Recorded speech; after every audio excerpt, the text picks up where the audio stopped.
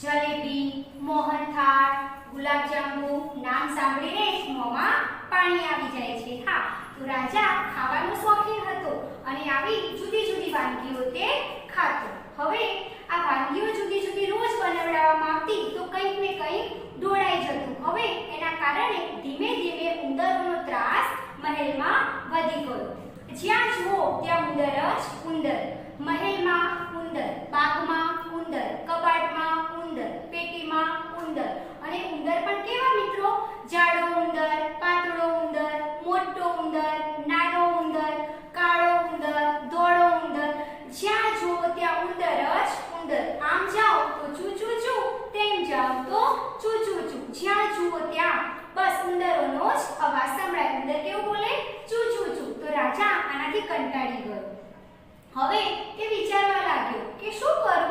હવે એને એક ઉપાય સૂઝ્યો, એટલે કે તેને એક યુક્તિ કરી। તેને વિચાર્યું કે આ ઉંદરોને મારવા માટે હું બિલાડી લઈ આવું। એટલે તે મહેલમાં ઘણી બધી બિલાડીઓ લઈ આવ્યો અને દરેક જગ્યાએ એક બિલાડી છોડી દીધી। હવે બિલાડીઓ શું કરે તમને ખબર છે? બિલાડી ઉંદરને ખાઈ જાય છે। તો જેમ જેમ મહેલમાં બિલાડીઓ છોડી એમ ધીમે ધીમે ઉંદરોનો ત્રાસ ઓછો થવા લાગ્યો। હવે ઉંદરોનો ત્રાસ ઓછો થઈ ગયો, પણ બિલાડીઓ શું બોલે? મ્યાઉ મ્યાઉ। તો હવે રાજા સૂતો હોય તો પણ મ્યાઉ મ્યાઉ અવાજ સંભળાય।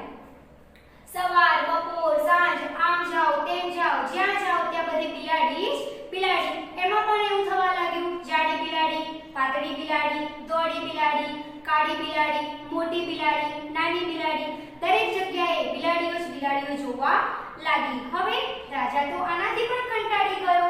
વિચારવા લાગ્યો કે મેં તો ઉંદરોથી બચવા બિલાડીઓને લાવી, ત્યારે ઉંદરોનો ત્રાસ તો દૂર થયો, પણ હવે આ બિલાડીઓ મને હેરાન કરવા લાગી છે। હવે શું કરું? વળી પાછો રાજા વિચારવા લાગ્યો કે આ તો જ્યાં જોઉં ત્યાં મને બસ મ્યાઉ મ્યાઉ એવો અવાજ જ સંભળાય છે। માટે રાજાએ ફરીથી યુક્તિ કરી અને એ જઈને કૂતરા લઈ આવ્યો। હવે રાજા કૂતરા લાવ્યો એટલે તમને ખબર છે કે કૂતરો શું કરે? બિલાડીને મારી નાખે, બિલાડીને પકડે। હવે રાજા મહેલમાં કૂતરાઓ છોડી દીધા, દરેક જગ્યાએ કૂતરાઓ મૂક્યા, નાના, મોટા, જાડા, પાતળા, કાળા, ધોળા। હવે કૂતરો કેવું બોલે? ભાવ ભાવ। એટલે જ્યાં જાઓ ત્યાં કૂતરાઓનો ભસવાનો અવાજ આવવા લાગ્યો। રાજાને તો થયું કે અરે આ તો દરેક જગ્યાએ કૂતરાઓનો જ અવાજ હવે મને સંભળાય છે। ધીમે ધીમે કૂતરાઓ વધતા હતા એમ બિલાડીઓ ઓછી થવા લાગી, એટલે કે બિલાડીઓનો ત્રાસ દૂર થઈ ગયો। પહેલા કોનો ત્રાસ હતો મિત્રો? ઉંદરોનો। ઉંદરોનો ત્રાસ દૂર થયો, બિલાડીઓ આવી એટલે। હવે બિલાડીઓનો ત્રાસ દૂર થઈ ગયો, કૂતરાઓ આવી ગયા એટલે। પણ જ્યાં જાઓ ત્યાં દિવસ રાત રાજા સૂતેલો હોય તો પણ કૂતરાઓ બસ બસ જ કરે, ભાવ ભાવ। એટલે રાજાની ઊંઘ પણ બગડવા લાગી। રાજા હવે વિચારવા લાગ્યો કે ફરી અરે આ તો આનાથી પણ હું તો કંટાળી ગયો, હવે શું કરું? મેં તો પહેલા ઉંદરોથી બચવાનો ઉપાય સોચ્યો તો હું બિલાડી લાવ્યો, બિલાડીથી બચવાની યુક્તિ કરી, હવે હું કૂતરાઓ લાવ્યો। હવે આ કૂતરાથી પણ બચવા માટે હવે શું કરું? દિવસે ને દિવસે હવે તો આમનો પણ ત્રાસ વધવા લાગ્યો છે।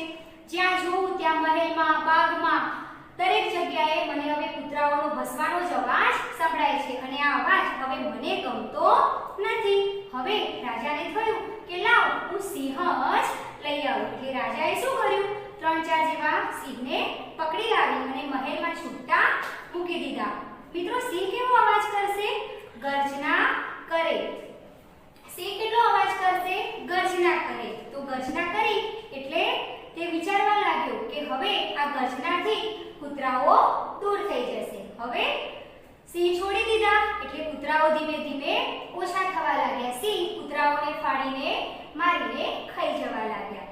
હવે ધીમે ધીમે રાજા તો ખુશ થવા લાગ્યો કે ચાલો ઉંદરોનો ત્રાસ ઓછો થઈ ગયો, બિલાડીનો ત્રાસ ઓછો થયો, કૂતરાઓનો ત્રાસ ઓછો થયો, પણ હવે સિંહ છે। હવે સિંહની ગર્જનાઓથી પણ રાજા પોતે પણ ડરવા લાગ્યો। કેમ?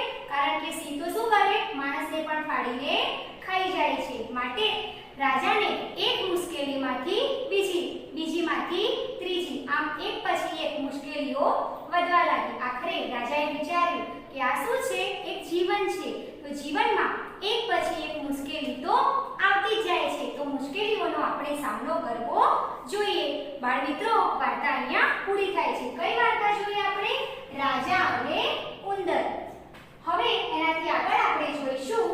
બિલાડીથી બચવા ઉંદરે કઈ યુક્તિ કરી? સ્વાપોથીમાં ચિત્ર સાથે આપેલું છે, પાના નંબર 23. તો આપણે તેના વિશે 5 વાક્યો લખીશું. બિલાડીથી બચવા ઉંદરે કઈ યુક્તિ કરી તે આપણે આ ચિત્રમાં જોઈશું. મિત્રો, તમે જોઈ શકો છો કે અહીંયા અલગ અલગ 3 ચિત્રો આપેલા છે. આપણે પહેલા ચિત્રમાં જોઈશું કે સરસ મજાની એક પ્રયોગશાળા છે. તમે જુઓ, બોર્ડ ઉપર પ્રયોગશાળા એવું લખેલું છે અને ત્યાં અલગ અલગ પ્રયોગો કરવા માટેના સાધનો પણ મૂકેલા છે. તમે જોઈ શકો છો કે ત્યાં એક ઉંદર અને એક બિલાડી પણ દેખાય છે. ઉંદર આગળ છે અને બિલાડી તેની પાછળ છે. બીજા ચિત્રમાં જુઓ તો ઉંદર બિલાડીથી બચવા માટે એક ટેબલ તરફ જઈ રહ્યો છે અને તે ટેબલ પર પહોંચી ગયો ત્યાં તેનું પ્રતિબિંબ મોટું દેખાય છે. બાળ મિત્રો, એ બિલોરી કાચ છે. બિલોરી કાચ એટલે કે જેમાં આપણે પ્રતિબિંબ એટલે કે આપણો પડછાયો મોટો દેખાય છે. હવે ઉંદર તો નાનો છે પણ તમે જોઈ શકો છો કે તેનું પ્રતિબિંબ કેવું દેખાય છે? મોટું દેખાય છે. હવે મોટા ઉંદરને જોઈને બિલાડી ડરી ગઈ છે. બીજા ચિત્રમાં તમે જોઈ શકો છો કે બિલાડીનું મોં ગભરાઈ ગયેલું, ડરી ગયેલી દેખાય છે. હવે આપણે જોઈશું ત્રીજું ચિત્ર. હવે ડરી ગયેલી બિલાડી મોટા ઉંદરને જોઈને ત્યાંથી ભાગે છે. ભાગો રે ભાઈ ભાગો. તો મિત્રો, બિલાડીથી બચવા ઉંદરે જે યુક્તિ કરી તે વિશેના 5 વાક્યો આપણે હવે લખીશું. વાક્ય ચિત્રમાં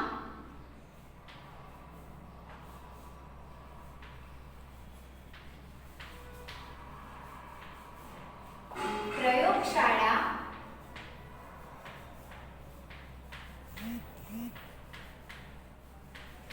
દેખાય છે.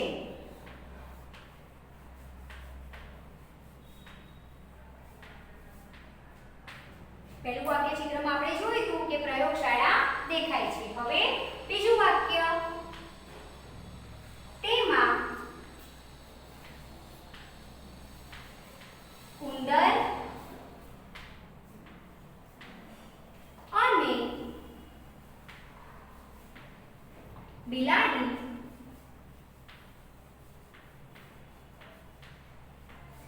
દેખાય છે.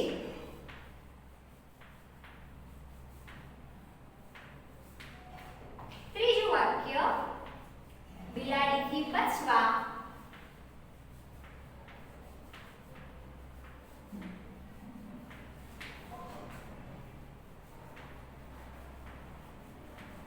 ઉંદર ટેબલ તરફ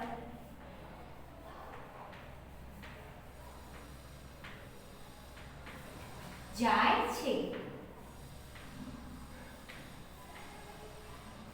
ટેબલ પર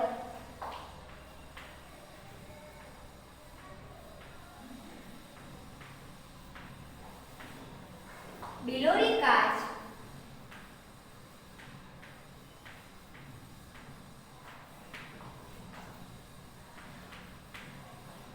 દેખાય છે.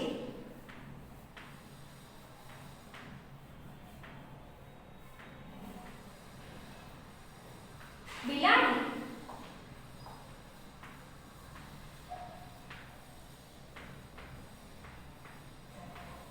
ઉંદરની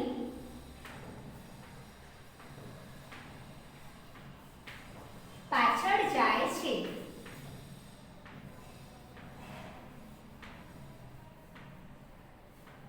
આપણે જોયું મિત્રો કે ચિત્રમાં પ્રયોગશાળા દેખાય છે, તેમાં ઉંદર અને બિલાડી દેખાય છે. બિલાડીથી બચવા ઉંદર ટેબલ તરફ જાય છે. ટેબલ પર બિલોરી કાચ દેખાય છે અને પછી બિલાડી ઉંદરની પાછળ જાય છે. હજી આપણે વાક્ય લખીશું. બિલોરી કાચમાં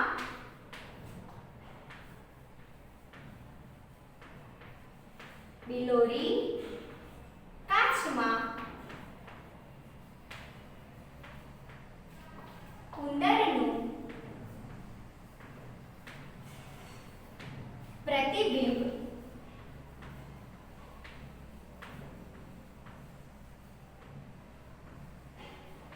મોટું દેખાય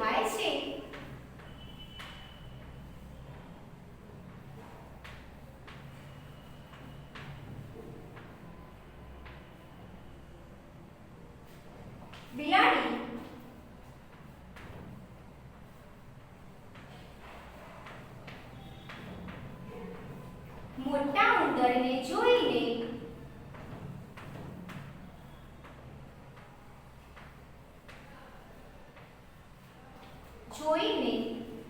ડરી જાય છે.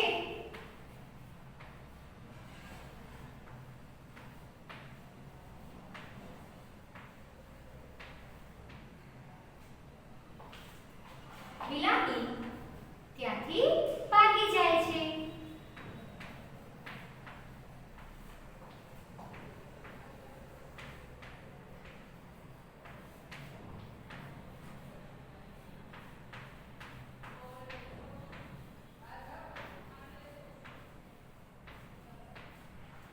એના પછી વાક્ય જોયા. બિલાડી ઉંદરની પાછળ જાય છે. બિલોરી કાચમાં ઉંદરનું પ્રતિબિંબ મોટું દેખાય છે. બિલાડી મોટા ઉંદરને જોઈને ડરી જાય છે. બિલાડી ત્યાંથી ભાગી જાય છે. તો આપણે આ ચિત્ર જોયા અને પછી છેલ્લે બિલાડી ત્યાંથી શું કહે છે? ભાગો રે ભાઈ